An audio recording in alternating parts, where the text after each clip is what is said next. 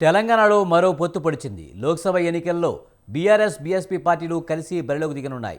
Parliament ఎన్నికలకు ముందు కుదిరిన ఈ రెండు పార్టీల కలయికతో గులాబీ పార్టీకి లాభం జరుగుతుందా? బీఆర్ఎస్, బీఎస్పీ పార్టీల పొత్తు వెనుక వ్యూహమేంటి?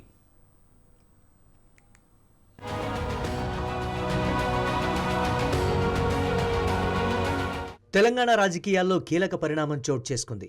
వచ్చే లోక్సభ ఎన్నికల్లో బీఆర్ఎస్, బీఎస్పీ రెండు పార్టీలు పొత్తుతో ఎన్నికల బరిలోకి దిగుతున్నట్లుగా ఇరు పార్టీల నేతలు ప్రకటించారు.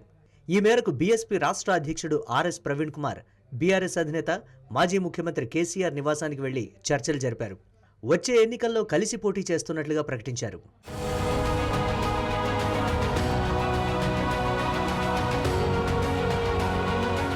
ఇటీవల జరిగిన తెలంగాణ అసెంబ్లీ ఎన్నికల్లో బీఆర్ఎస్ పార్టీ ఒంటరిగా పోటీ చేసింది. ఈ ఎన్నికల్లో 39 అసెంబ్లీ స్థానాలు సాధించిన బీఆర్ఎస్ పార్టీ ప్రధాన ప్రతిపక్ష స్థానానికి పరిమితమైంది. అంతకుముందు మునుగోడు ఉప ఎన్నికల సమయంలో బీఆర్ఎస్ సిపిఎం, సిపిఐ పార్టీలతో పొత్తు పెట్టుకుని విజయం సాధించింది. ఆ తర్వాత అసెంబ్లీ ఎన్నికల్లోనూ పొత్తు పెట్టుకుంటామని కేసీఆర్ ప్రకటించారు. అటు వామపక్ష పార్టీలు సైతం బీఆర్ఎస్ పార్టీ తమకు 1 లేదా 2 స్థానాలు ఇస్తుందని భావించాయి. తీరా ఎన్నికల సమయంలో వామపక్షాలతో పొత్తు ఉండదని గులాబీ బాస్ కేసీఆర్ ప్రకటించారు. దీంతో ఒంటరిగా పోటీ చేసిన బీఆర్ఎస్ పార్టీ రాష్ట్రంలో అధికారానికి దూరమైంది.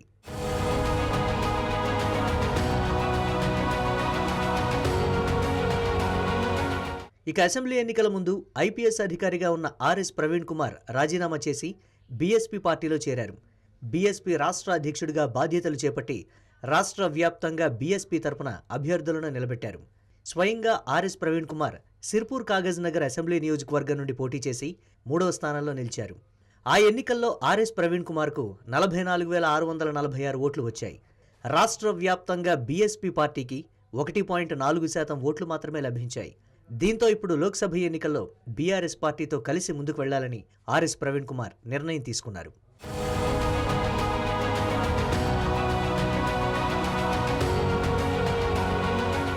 తెలంగాణలో అసెంబ్లీ ఎన్నికల ముందు RS Praveen Kumar BRS party పైన, ప్రభుత్వం పైన అనేక విమర్శలు చేశారు.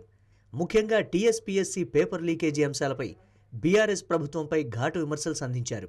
బీఆర్ఎస్ పట్ల ప్రజల్లో వ్యతిరేకత రావడానికి ఆర్ఎస్ ప్రవీణ్ కుమార్ తన వంతు పాత్రను పోషించారు. కానీ ఇప్పుడు గులాబీ బాస్ కేసీఆర్తో భేటీ అయ్యి చర్చలు జరిపి పొత్తు కుదుర్చుకోవడం రాజకీయ వర్గాల్లో చర్చకు దారితీసింది. బీఆర్ఎస్, బీఎస్పీ పొత్తులో భాగంగా బీఎస్పీకి 2 లోక్సభ స్థానాలు ఇచ్చే అవకాశం ఉన్నట్లుగా చర్చ జరుగుతోంది. బీఎస్పీ రాష్ట్ర అధ్యక్షుడు ఆర్ఎస్ ప్రవీణ్ కుమార్ నాగర్ కర్నూల్ లోక్సభ స్థానం నుండి ఎన్నికల బరిలో దిగనున్నారు. మరోవైపు ఆర్ఎస్ ప్రవీణ్ కుమార్ను బీఆర్ఎస్ పార్టీలో చేరాలని కోరినప్పటికీ తిరస్కరించి ఎన్నికల్లో పొత్తు పెట్టుకోవడానికే ఆర్ఎస్ ప్రవీణ్ కుమార్ మొగ్గు చూపారు.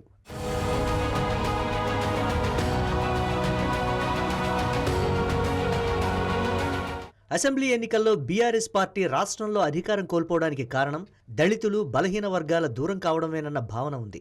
రాష్ట్రంలో దళిత బంధు లాంటి పథకం కేసీఆర్ ప్రవేశపెట్టినప్పటికీ ఈసారి జరిగిన ఎన్నికల్లో దళిత సామాజిక వర్గాలు బీఆర్ఎస్ పార్టీకి ఓట్లు వేయలేదని కేసీఆర్ భావిస్తున్నారు. ఇంకోవైపు ఎంఆర్పీఎస్ వ్యవస్థాపక అధ్యక్షుడు మందకృష్ణ మాదిగ బీజేపీకి మద్దతు తెలుపుతున్నారు. ఈ క్రమంలోనే దళిత భావజాలమున్న బీఎస్పీ పార్టీతో పొత్తు పెట్టుకుంటే దళితులు దగ్గరవుతారని కేసీఆర్ భావిస్తున్నట్లుగా చర్చ జరుగుతోంది. ఆర్ఎస్ ప్రవీణ్ కుమార్ ప్రస్తుతం బీఎస్పీ రాష్ట్ర అధ్యక్షుడిగా ఉండడంతో స్వెరో, విద్యార్థి, యువజన, ఉద్యోగ సంఘాలు తమకు మద్దతిస్తాయని బీఆర్ఎస్ అధినేత కేసీఆర్ భావిస్తున్నారు. అసెంబ్లీ ఎన్నికల్లో స్వెరో సంఘాలు తమకు వ్యతిరేకంగా రాష్ట్ర వ్యాప్తంగా ప్రచారం చేశాయని, అది తమ పార్టీ ఓటమికి దారితీసిందని గులాబీ పార్టీ వర్గాల్లో చర్చ జరుగుతోంది.